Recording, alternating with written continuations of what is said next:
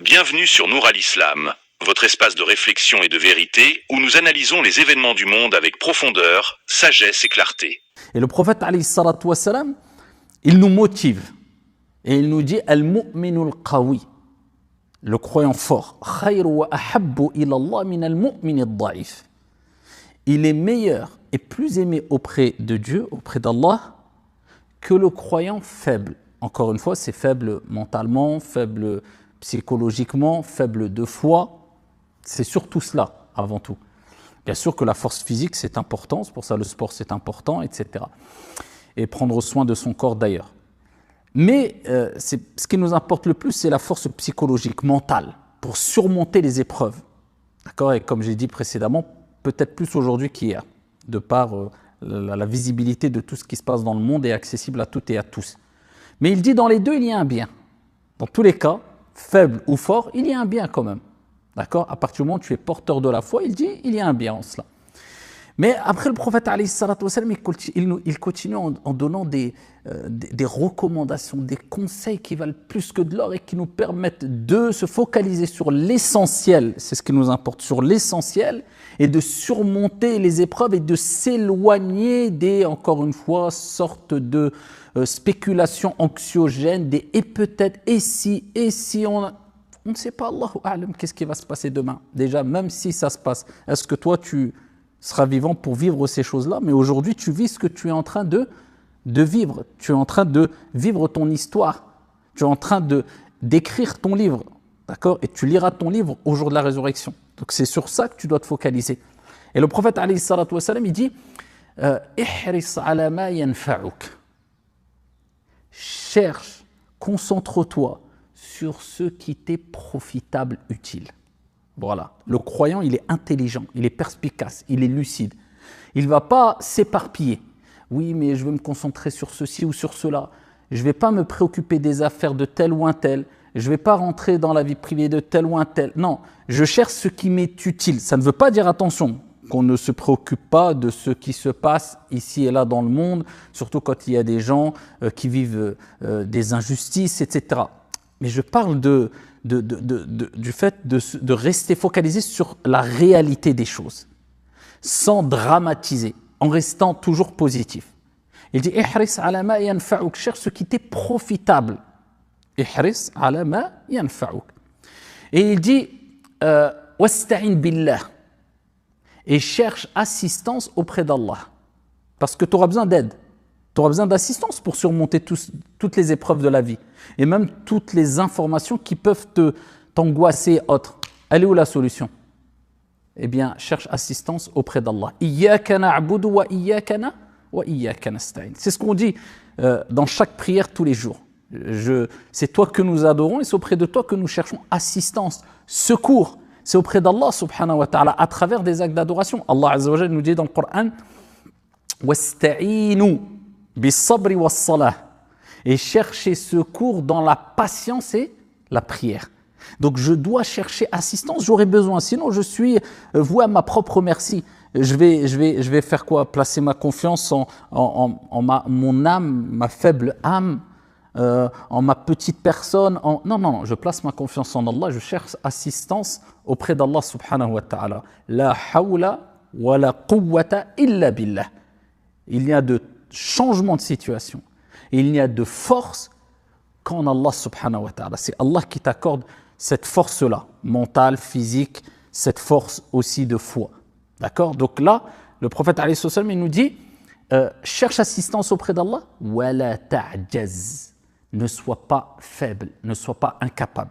Donc, toujours, voilà, il faut prendre le dessus. Et déjà, juste le fait de se dire je ne dois pas être faible, il faut que je sois fort, eh bien ça te renforce. Le fait de se lamenter sur soi-même, de dire je suis faible, je n'arriverai pas, mais déjà tu as déjà presque perdu la partie. C'est pour cela qu'il faut toujours positiver et dire bi'idhnillah, je suis capable.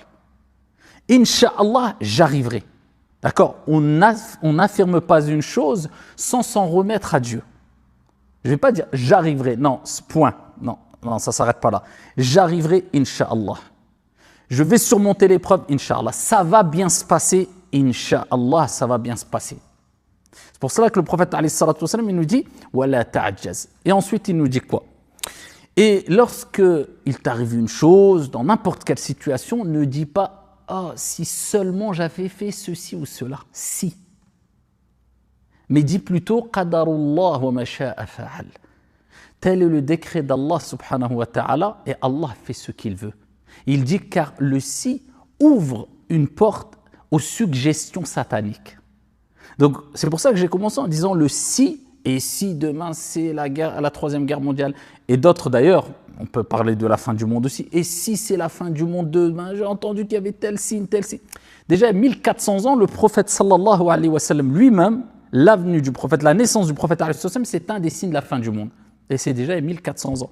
Donc des gens qui angoissent en se concentrant sur « et si », ils se sont complètement égarés. Et ils se sont fait avoir quelque part par Shaitan. Pourquoi? Parce qu'une des ruses du diable, c'est quoi?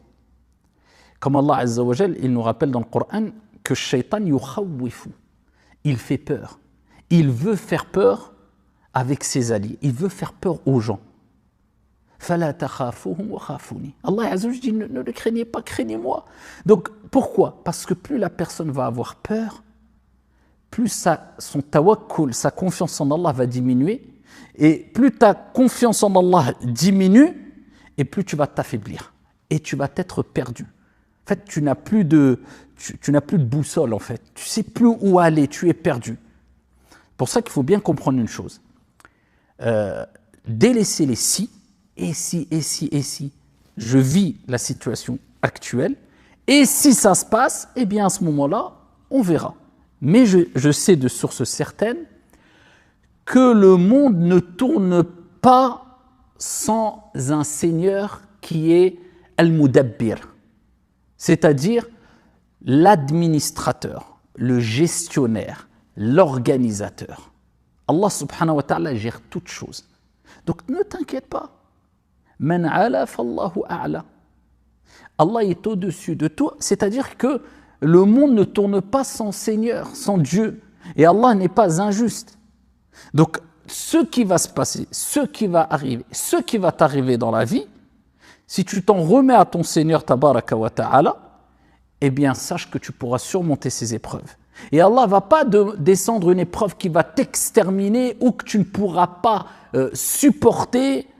Donc dans tous les cas, on sait que Allah nous dit la yukallifullahu nafsan illa wus'aha. Allah ne donne pas à une âme une charge au-dessus de sa capacité.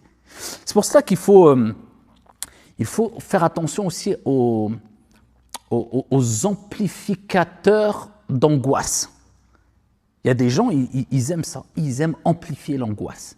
À travers les réseaux, à travers, regardez telle chose, ça veut dire qu'il va arriver ça, ça y est, le Mahdi est là, le Dajjal est là, l'Antéchrist est là, la fin du monde est là, regardez comme par hasard, la Russie a attaqué un tel et l'un tel a attaqué ça, ça y est, la troisième guerre. En fait, on est toujours dans cette spéculation anxiogène, toujours en train d'essayer d'angoisser les gens, etc. Et surtout aujourd'hui, parce que la parole est donnée à tout le monde. Tout le monde parle. Tout le monde peut parler facilement. Et ça, c'est vraiment une fitna, un trouble des troubles qu'on vit aujourd'hui et qui n'a jamais existé depuis peut-être la création des cieux et de la terre. Le fait que tout le monde peut parler de manière très facile et sa parole peut être écoutée et vue dans les quatre coins du monde. Et ça, c'est très dangereux. Parce qu'il y a encore juste quelques années derrière, seules les personnes habilitées parlaient dans leur domaine.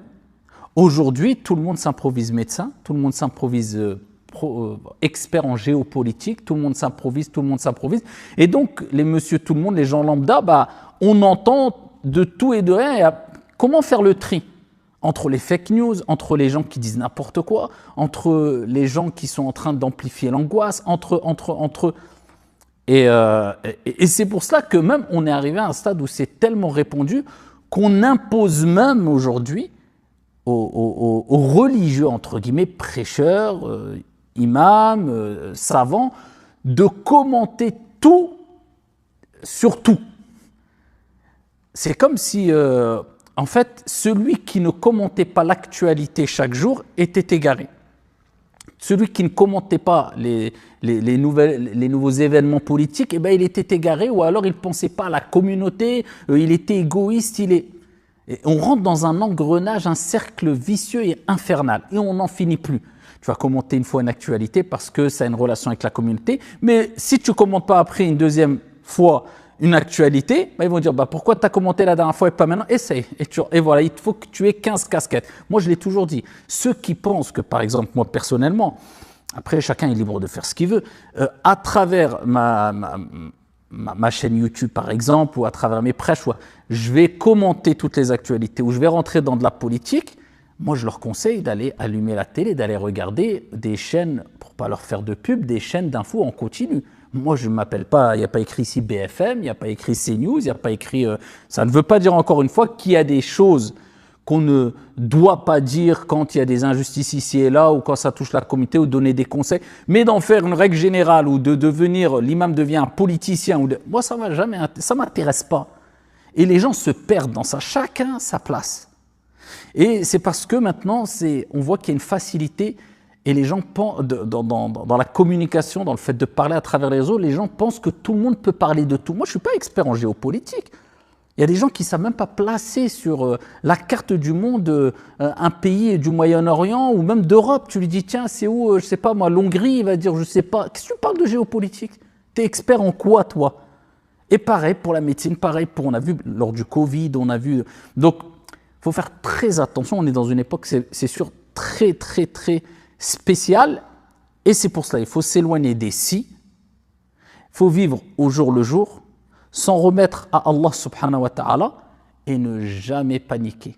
Tu restes mutma'in, tu restes serein, avec un cœur apaisé.